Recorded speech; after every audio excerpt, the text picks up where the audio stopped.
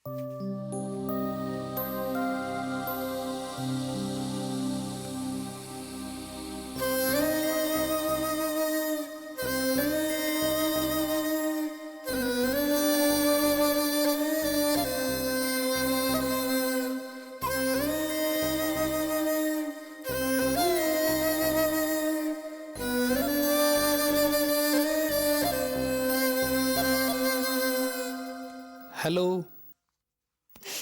என்ன பண்ணிட்டு இருக்கீங்க?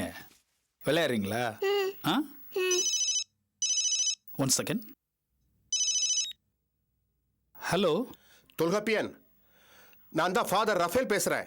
ஆ, வணக்கம் ஃபாதர். எங்க இருந்து பேசுறீங்க? நான் இப்போ லஸ் சர்ச்சில் தங்கி இருக்கேன். நாளைக்கு கிளம்புறதா இருக்கேன்.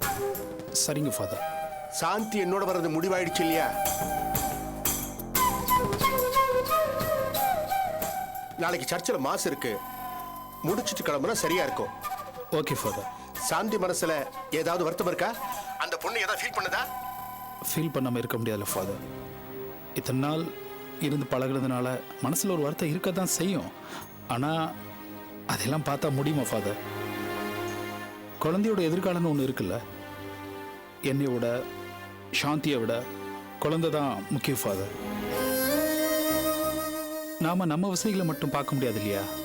குழந்தையோட படிப்பு, அதோட எதிர்காலம், இதெல்லாம் நம்ம பார்க்கணும் இல்லையா? ஸோ அவங்க ஒத்துக்கிட்டாங்க ஃபாதர். ரொம்ப நல்லது தொல்காப்பியன். சாந்தியை நாளைக்கு கிளம்பி ரெடியா இருக்க சொல்லுங்க. ஆகட்டும் ஃபாதர்.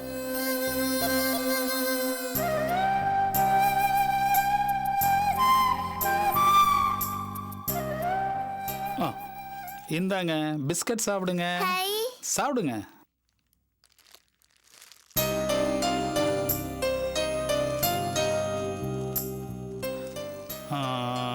குட்டி, நீ நாளைக்கு எதுல போற தெரியுமா? கார்ல போற. எங்க போற? கொடைக்கானலுக்கு. யார் கூட போற? அம்மா கூட. அப்ப நீ? எனக்கு இங்க நிறைய வேலை இருக்குடா. நீ அம்மாவும் தான் போறீங்க. இனிமே அங்கதான் இருக்க போறீங்க. எதுக்கு? ஏன்னா நீ நல்லா படிக்கணும் இல்லையா? படிச்சு பெரிய ஆளாகணும்ல, அதுக்கு தான். அப்ப என் ஃப்ரெண்ட்ஸ் எல்லாம்?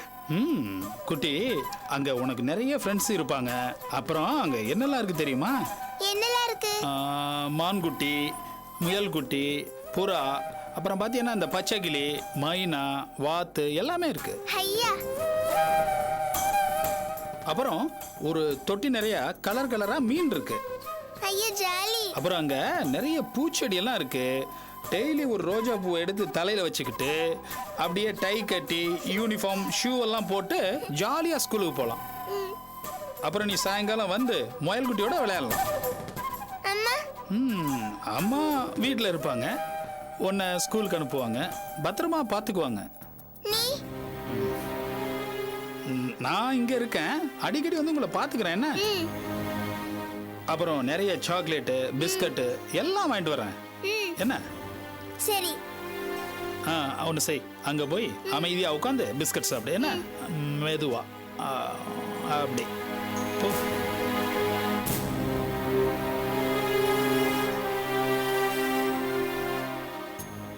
சாந்தி, ஊருக்கு போறீங்க இல்லையா? உங்களுக்கும் பாப்பாவுக்கும் சில சாமான்லாம் பர்ச்சேஸ் பண்ண வேண்டியிருக்கு. கடை வரைக்கும் போயிட்டு வந்துடுறேன். உங்களுக்கு கொஞ்சம் ட்ரெஸ்ஸு, ஸ்வெட்டர் எல்லாம் வாங்கிட்டு வரேன். உங்களுக்கு வேற ஏதாவது தேவைன்னா சொல்லுங்க, சேர்த்து வாங்கிடுறேன்.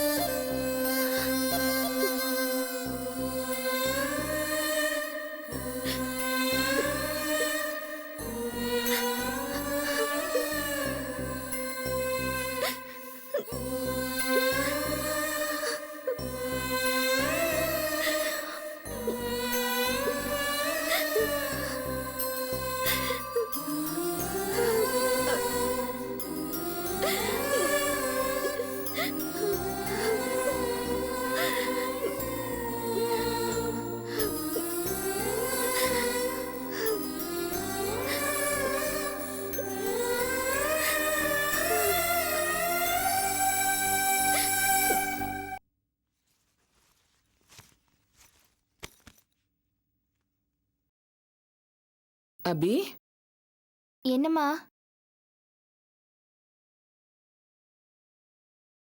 உன் மாமனார் எப்படி இருக்காருமா? அவரை பார்க்கறதுக்கு நீ ஆஸ்பத்திரிக்கு போனியாமே?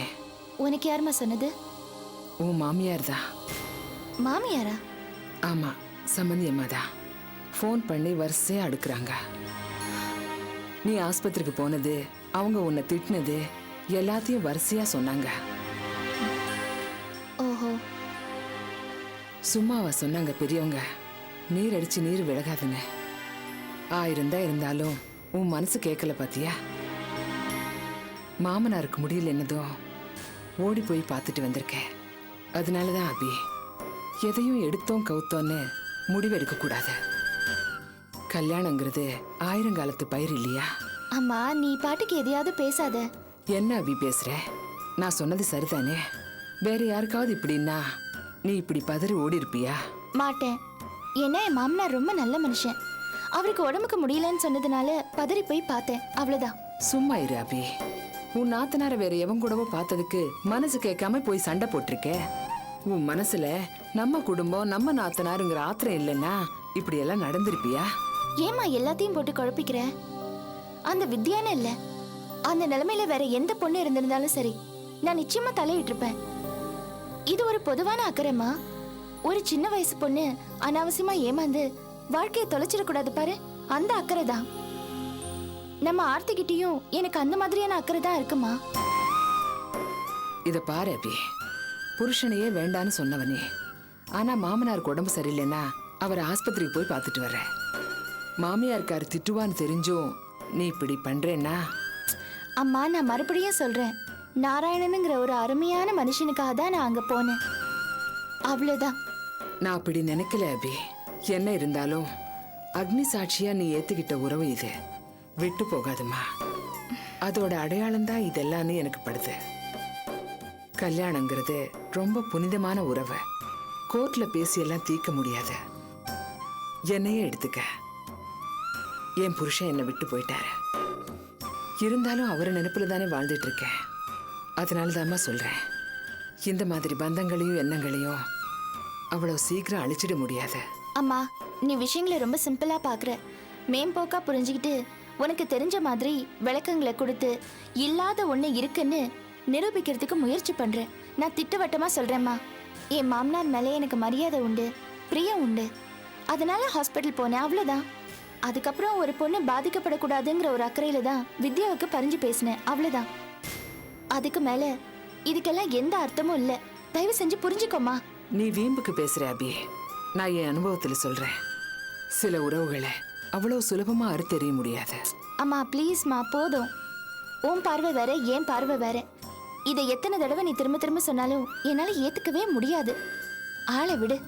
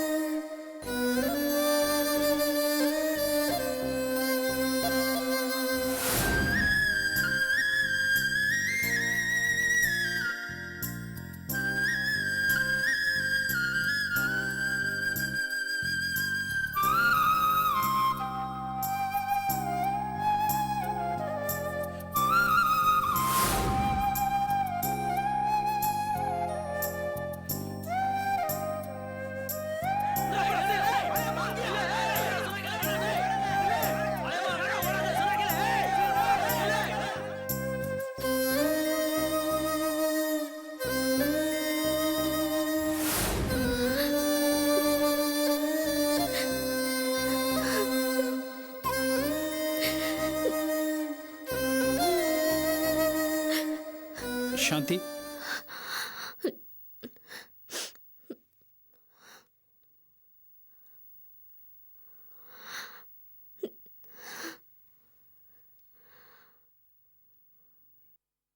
ஏன் இன்னும் தூங்கலையா? உங்களை தான் கேட்குறேன், ஏன் இன்னும் தூங்கலையா? தூக்கம் வரல.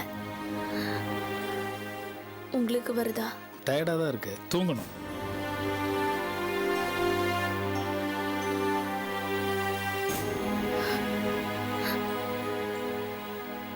எனக்கு உங்களை நினைச்சா வினோதமா இருக்கு.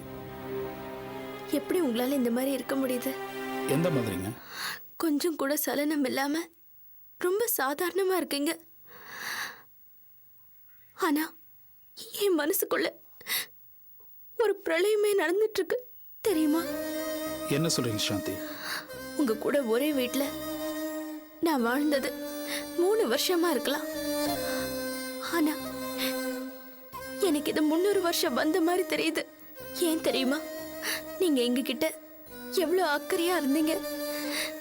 உங்க தேவைகளை கூட குறைச்சிக்கிட்டு எங்களுக்கு வேணுங்கிறத செஞ்சீங்க. எனக்கும் உங்களுக்கும் எந்த சம்பந்தமும் இல்லை. நான் யாருன்னு கூட உங்களுக்கு தெரியாது. உங்க ஃப்ரெண்ட் அங்குச்சாமி என்னை கல்யாணம் பண்ணாரு. அந்த ஒரு காரணம்தான். நீங்க எங்களை கவனிச்சுக்கிட்ட விதம் அதை எதோடையும் என்னால் ஒப்பிட முடியாது. என்கிட்ட நீங்க காட்டின அக்கறை, குழந்தை மேல வச்சிருக்கிற பிரியம், இப்படி எதையுமே என்னால சாதாரணமா எடுத்துக்க முடியல. ஆனா இதெல்லாம் நீங்க ரொம்ப சாதாரணமா எடுத்துக்கிட்டீங்க. ரொம்ப ஈஸியா என்ன அந்த ஃபாதரோட கிளம்புங்கன்னு உங்களால சொல்ல முடியுது. அவர் எனக்கு தெரியும் தான்.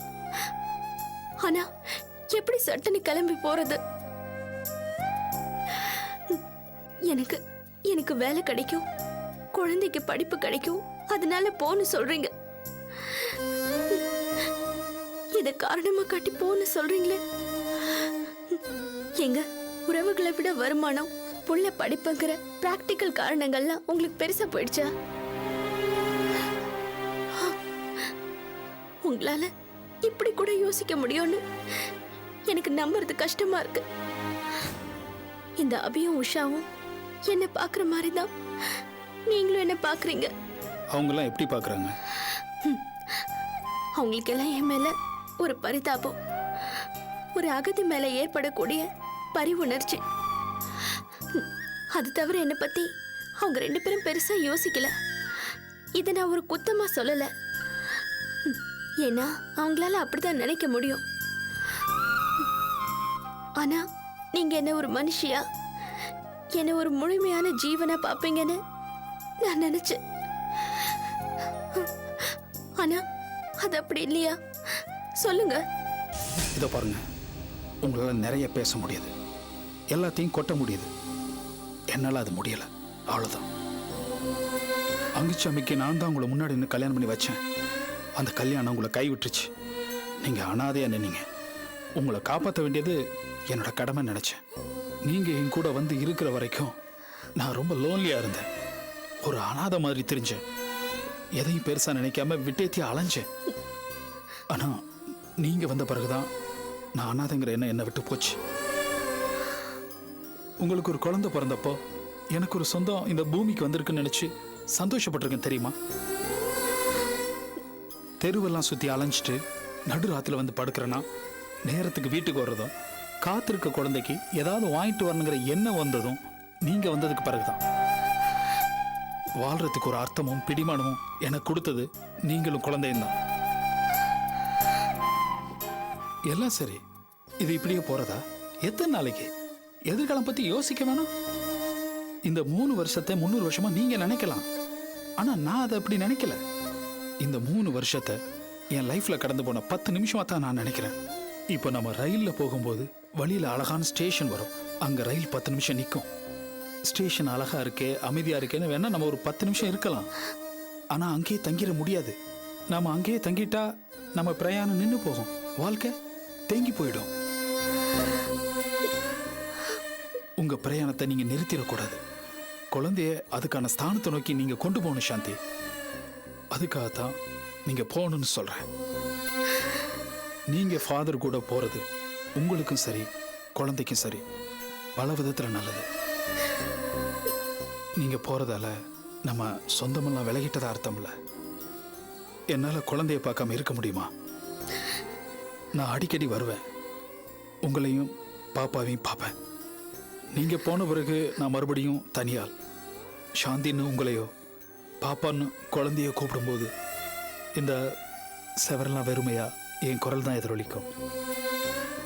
கஷ்டம்தான், ஆனா பழக்கப்படுத்திக்குவேன். மன வருத்தத்தோட தாங்க இந்த முடிவெடுத்தேன். இந்த 3 வருஷம் உங்களுக்கு ஒரு நல்ல வழித்துணையா ஃப்ரெண்டா இருந்த நான் இப்படி தாங்க முடிவெடுக்க முடியும். மனசை குழப்பிக்காதீங்க, படுத்துங்க, படிச்சா ஊருக்கு போகணும்.